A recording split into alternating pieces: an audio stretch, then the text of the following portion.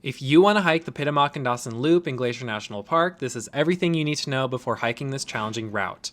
In this video guide, I'll be showing you what this hike is like, giving advice on how to best complete it, and sharing other tips you should know. Are you ready for the breakdown? Let's do it.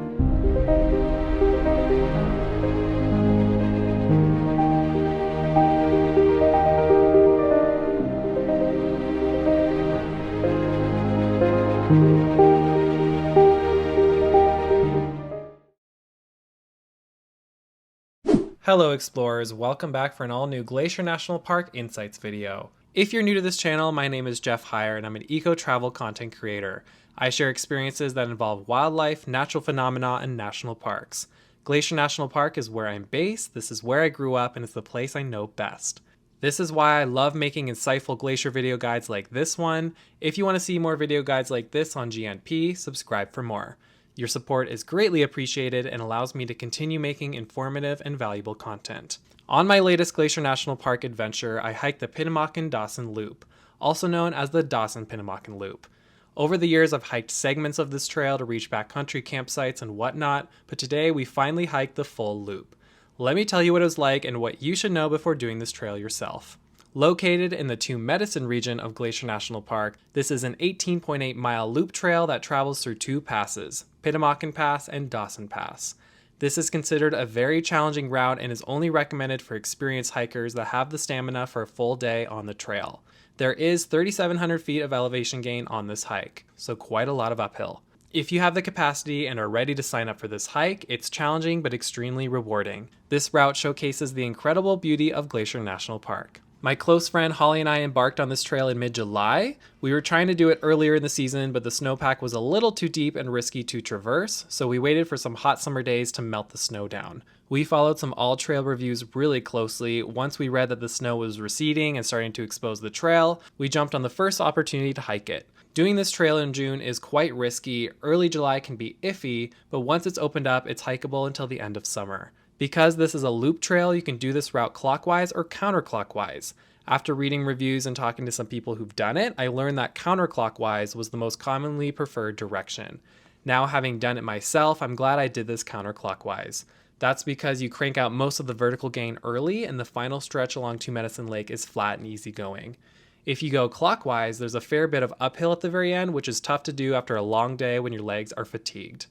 Another benefit of going counterclockwise is that you can take the ferry on Two Medicine Lake, and this can shave off a few miles at the end. More on this later. Let me walk you through this hike. Don't worry, I'm not going to spoil everything, just give you a sense of what it's like to get you excited.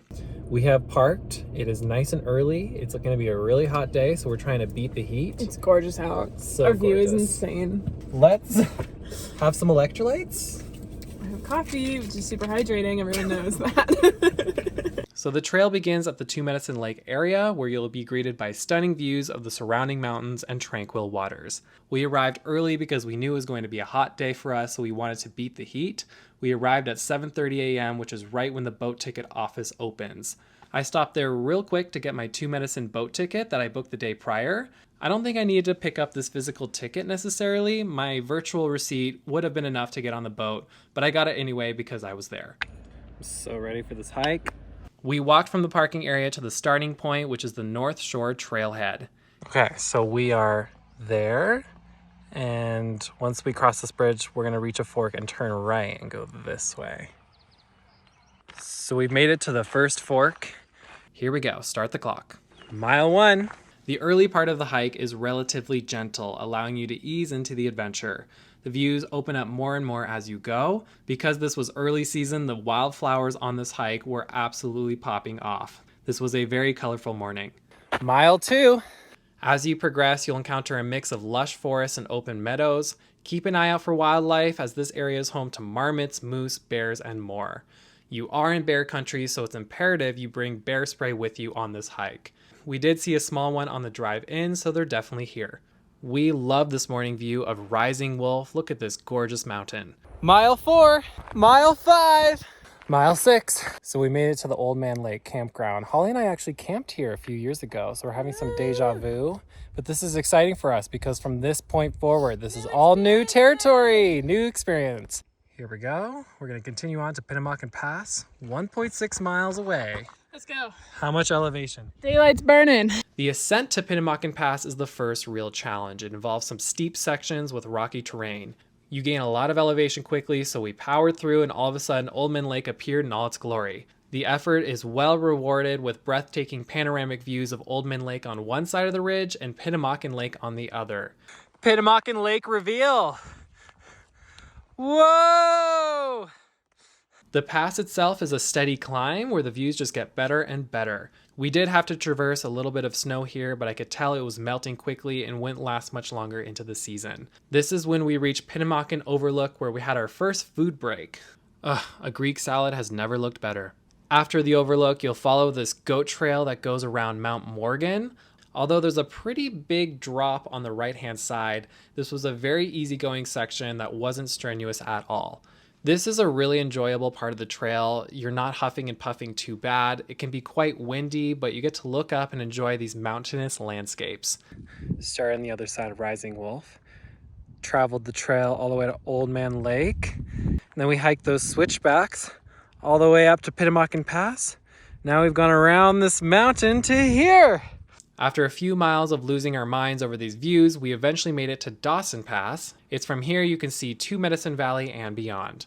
This was a great spot for lunch part 2. This pickle was a hiking super weapon, so reviving on a hot day. Next was the downhill. It's time to lose all the elevation we just gained. Through this section, you'll start high in the rocky pass, then make your way into the forest once again. On this stretch, you can stop at No Name Lake. It only tacks on 0.2 miles each way. In fact, you can see the lake from this junction. From this sign, we noticed the water, and it was way too tempting not to go in for a cold plunge. Jumping into No Name Lake was an absolute rush, gave me the extra energy surge to finish the hike strong. The last bit of this trail was very easy going through the forest. Now, it's at this point we had the choice to take the boat across Two Medicine Lake or walk the final 3 miles. We decided to opt for the ferry this day. We were thinking we might hike the rest, but we've done this trail several times before, so we thought, let's try the scenic boat. Again, we booked this boat the day prior. Availability for this didn't seem too limited. I had no problem getting 2 tickets. These are the departure times for the return boat if you're interested. As you can see, the latest one leaves at 5:15 p.m. We arrived here at 4 p.m., so we had plenty of time to catch the boat. Just so you know, the boat fits about 48 to 50 people, so if it's full, they'll make you wait and do multiple trips to make sure everyone gets back.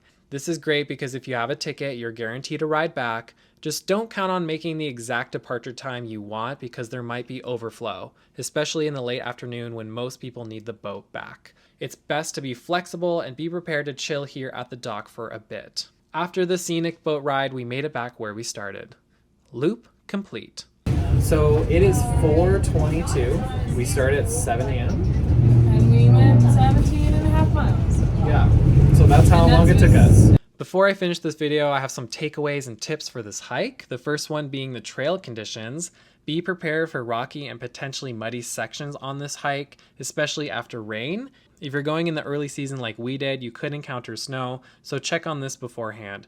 Poles are recommended for traversing snow and hiking downhill on the trail. The next point is water. I've never chugged more water before than on this hike. It can be very sun exposed. On the day we hiked it, there was not a single cloud in the sky. Bring a lot of water. There are places to refill water naturally, but be sure to bring the right gear to treat it before drinking. The next point is wildlife caution. Keep a safe distance from animals if you encounter them, and remember to store food properly. Please do not leave anything on the trail. This is bear country and grizzlies are common sightings on this route. Packing bear spray is super important. The last point is weather changes. Conditions can change rapidly, so layers and rain gear are advisable. It was very windy at the passes. Shells are recommended. I would probably stay away from this hike if the weather is looking iffy. It can be very dangerous, especially if you see storm clouds rolling in at the passes. In conclusion, this was a big day under the intense sun, but it came with incomparable rewards. As long as you're prepared and ready to put your legs to work, you'll love this experience. If you need help packing for your next hiking adventure, I have all the gear linked in the description below, along with more information on this trail you might need. Be safe out there, and thank you for watching. Subscribe for more, and I'll see you next time.